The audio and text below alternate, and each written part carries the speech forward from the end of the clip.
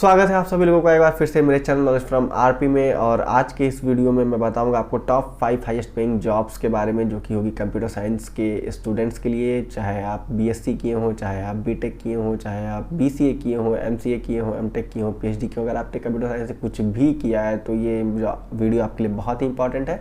इसीलिए इस वीडियो को पूरा अंत तक देखिएगा। तो मैं बताने वाला हूँ टॉप 5 हाईएस्ट पेइंग जॉब्स के बारे में। पहली जॉब है डेटा साइंटिस्ट की। डेटा साइंटिस्ट आजकल बहुत ही ज़्यादा पॉपुलर हो रहा है और इसकी डिमांड बहुत ज़्यादा है। बहुत सारी वैकेंसीज़ हैं इस फील्ड में, बट एक रियल टैलेंट लोगों को, कंपनियों को नहीं मिल पा रहा है इस फील्ड में जो कि उनके लिए काम कर सकें। डेटा साइंटिस्ट बनने के लिए आपको दुनिया भर के कोर्सेज के ऐड दिखाई देते होंगे, बट आपको उसको करने की कोई ज़रूरत नहीं है। आप फ्री में बहुत सारे कोर्सेज अवेलेबल हैं जो कर सकते हैं। मैं आपको बताता हूँ एक कोर्स के बारे में। coursera.org पे IBM के द्वारा एक कोर्स बनाया गया है डेटा साइंस से रिलेटेड, तो आप उस कोर्स को कर सकते हैं एकदम फ्री में। वहाँ पर वो कोर्स पेड है, लेकिन आप वहाँ पर फाइनेंशियल एड की सुविधा होती है, उसके लिए अप्लाई कर सकते हैं और 15 दिन में आपका फाइनेंशियल एड अप्रूव्ड हो जाता है और आपको पूरा कोर्स फ्री में मिल जाता है। उसे कंप्लीट करने के बाद आपको सर्टिफिकेट्स वगैरह भी मिलते हैं, जिसे आप अपने रिज्यूमे में मेंशन कर सकते हैं और आपने उसने जो भी सीखा है वो अपने इंटरव्यू में बता करके जॉब पा सकते हैं।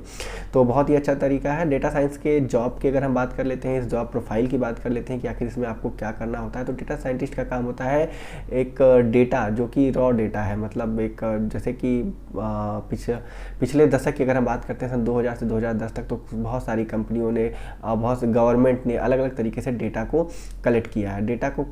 डेटा उनके पास है, बट डेटा सिर्फ कहीं पड़ा हुआ है तो उसको इसी काम का, जैसे कोई पत्थर कहीं पड़ा है तो किसी काम का नहीं है।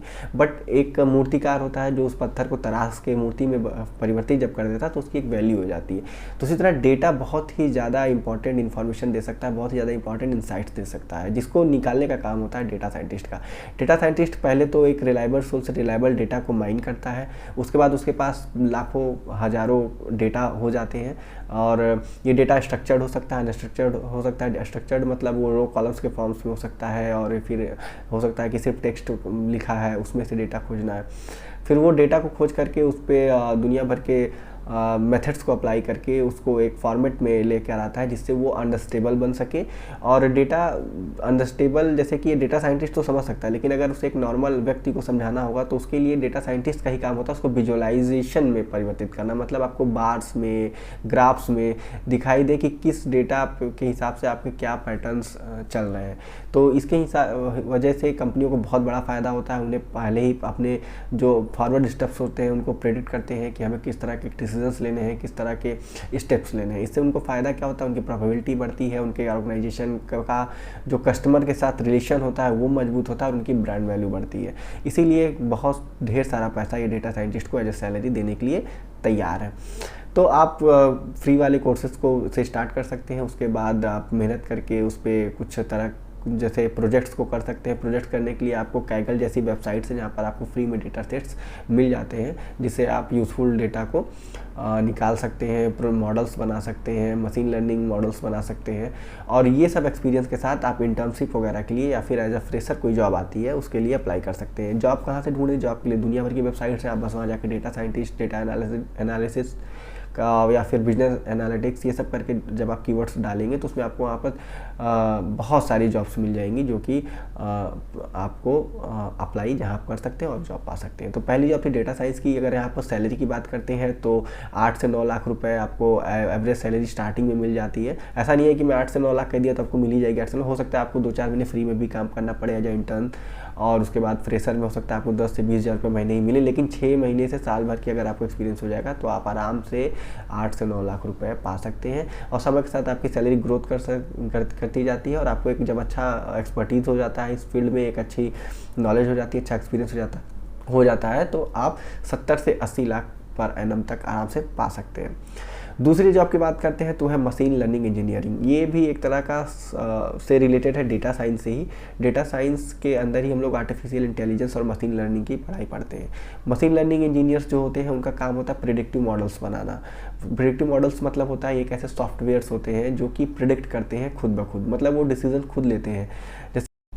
तो हम लेते हैं एक छोटा सा एग्जांपल, एक सपोज करिए कार का डेटा सेट है। पिछले 10 सालों में जितनी भी कारें बिकी हैं उनका एक डेटा किसी कंपनी ने बनाया हुआ है, जिसमें कार के मेक है, मॉडल है, कितनी पुरानी थी, किस कलर की थी, कितने की थी जब वो नई गाड़ी थी, कितने किलोमीटर चली है, कभी एक्सीडेंट हुआ है कि नहीं हुआ है, कौन से ओनर की है, ऐसे ढेर सारे एट्रीब्यूट्स डेटा में दिए हुए हैं।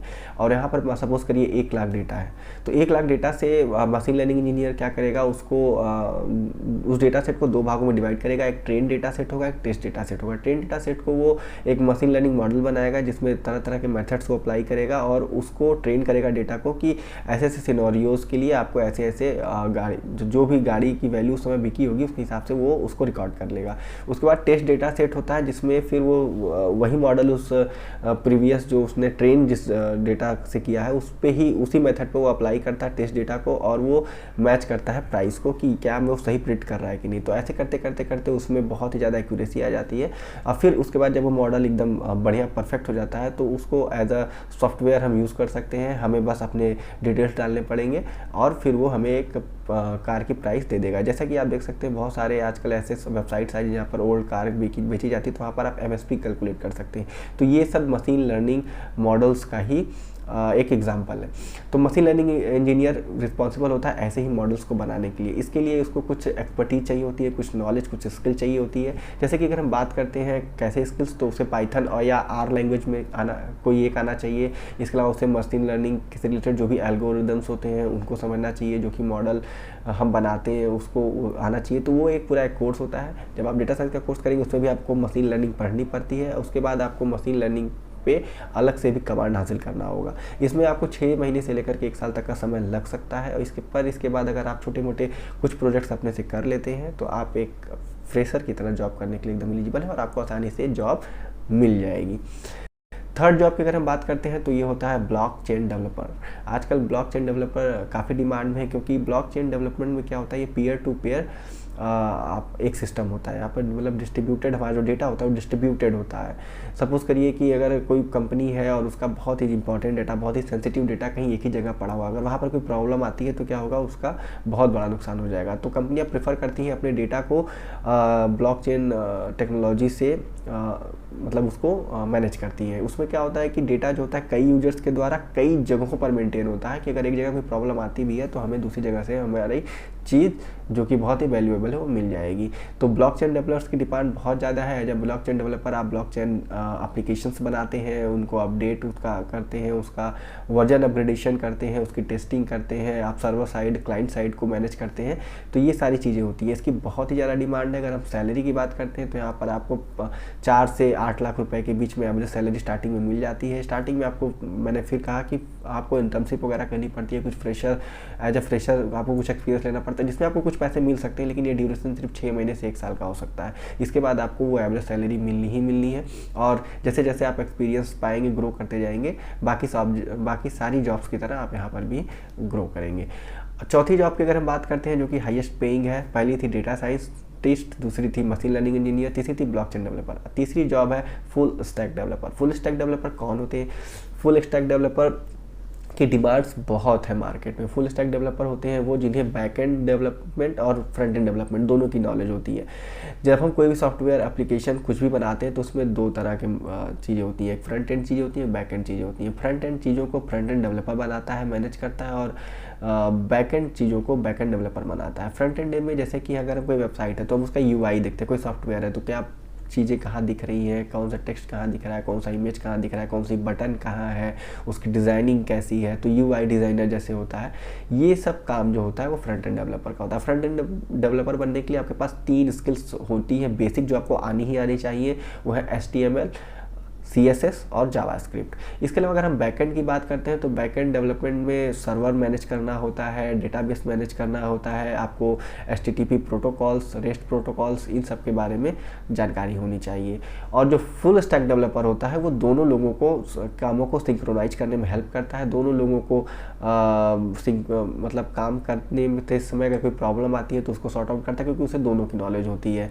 फ्रंट एंड वाला तो फ्रंट एंड जानता है, बैक एंड वाला तो बैक एंड जानता है, लेकिन जब दोनों मिलेंगे तभी एक सॉफ्टवेयर तैयार होगा। तो दोनों को जो मिलाने का काम होता है उसमें जो इंपॉर्टेंट थिंग्स होती है, जिनको ध्यान में टेक्निकल चीज़ें होती हैं, उसको मैनेज करता है एक फुल स्टैक डेवलपर। और ये बहुत ही हाई डिमांडिंग जॉब है और ये कभी नहीं जाने वाला है out of market, out of demand, ठीक है। क्योंकि ऐसे चीज़ें, कोई भी सॉफ्टवेयर बनेगा उसमें दो एंड होंगे, दोनों को मैनेज करने के लिए हमें क्या चाहिए होगा, फुल स्टैक डेवलपर। यहाँ पर भी आपको 4 से 5 लाख रुपए की एवरेज सैलरी स्टार्टिंग में मिल जाती है और समय के साथ जैसे आप एक्सपीरियंस पाते हैं 10, 12, 15 लाख का पैकेज आपको आराम से मिल जाता है। Last but not the least, 5वीं जो हाईएस्ट पेइंग जॉब है इस फील्ड में वो है मोबाइल एप्लीकेशन डेवलपर। ये बहुत ही नॉर्मल जॉब हो चुकी है आज के समय में। आप कोई भी छोटा मोटा शॉर्ट टर्म कोर्स कर सकते हैं। बहुत सारी कंपनीज़ हैं जो कि फ्री में एम्प्लॉय रख लेती हैं और उन्हें ही सिखाती हैं और 5-6 महीने साल भर में उन्हें एक सर्टिफिकेट दे देती हैं और आप काम करते करते आपको वो चीज़ आ जाती है। तो उसमें आपका 2 तरह के डेवलपमेंट मेनली होते हैं मोबाइल एप्लीकेशन डेवलपर में। एक होता है एंड्रॉयड एप्लीकेशन डेवलपर, दूसरा होता है iOS application developer. iOS application developer बनने के लिए आपको स्विफ्ट एक लैंग्वेज होती है जो कि सिर्फ iOS प्लेटफॉर्म पे काम जिस पर होता है वो आपको सीखनी पड़ती है। और एंड्रॉयड डेवलपमेंट के लिए आपको जो सबसे ज़्यादा जरूरी लैंग्वेज है वो है जावा आपको आनी चाहिए। तो ये इस लैंग्वेज आप सीख करके फिर आपको डेवलपमेंट के कुछ कोर्स करके कुछ अपना इंटर्नशिप वगैरह फ्रेशर की तरह जॉब करके कुछ आप एक्सपीरियंस जब ऐसे पा लेते हैं, कुछ एक्सपर्टीज आपको हासिल हो जाती है, तब आपको यहाँ पर भी आराम से 3 से 5 लाख रुपए per annum starting salary average में मिल जाएगी। और फिर उसके बाद धीरे धीरे आप जैसे जैसे आप एक्सपर्टीज हासिल कर लेंगे आप इसमें अनलिमिटेड ग्रोथ कर सकते हैं। आप फ्रीलांसिंग कर सकते हैं, खुद लोगों से प्रोजेक्ट लेकर के। दुनिया भर का प्लेटफॉर्म है, फाइवर है, अपवर्क है, पेपर आवर है, वहाँ पर आप अपने अकाउंट को बना लीजिए। आपको एप्लीकेशन बनाने के ऑर्डर्स मिलेंगे, आप उसको बनाइए, आपको सीधा पेमेंट मिल जाएगा। ऐसे करके आप अनलिमिटेड पैसा भी कमा सकते हैं। तो बहुत ही अच्छी वैकेंसीज़ हैं ये। और गवर्नमेंट जॉब हर किसी को नहीं मिल सकती है, लिमिटेड है। लेकिन ये सब जॉब्स है, अगर आपके अंदर टैलेंट है, आपके अंदर मेहनत करने की काबिलियत है, आप मेहनत करिए, सीखिए, आपको ज़रूर जॉब मिलेगी, एक अच्छा पैकेज मिलेगा, एक अच्छी लाइफ आपकी होगी। तो उम्मीद है आपको ये जानकारी पसंद आई होगी। अगर पसंद आई है तो वीडियो लाइक करना ना भूलें। और अगर कोई भी कन्फ्यूज़न हो तो आप कमेंट बॉक्स में अपने कमेंट को छोड़ दें। कोई सजेशन या फीडबैक हो तो भी कमेंट बॉक्स में कमेंट कर दें। मैं हर एक कमेंट को देखता हूँ, रिप्लाई करता हूँ। और आपको कोई और चीज़ से भी रिलेटेड वीडियोस चाहिए हो तो आप कमेंट बॉक्स में मुझे बता सकते हैं, मैं उसको बनाने का प्रयास करूंगा। और अगर आप इस वीडियो को शेयर करना चाहते हो तो बिल्कुल इसे शेयर कर दें, जिससे और भी लोगों को इस चीज़ के बारे में पता चले। तो आज की वीडियो में इतना ही। थैंक यू, धन्यवाद, भारत माता की जय, जय हिंद। फिर मिलेंगे किसी नए वीडियो में।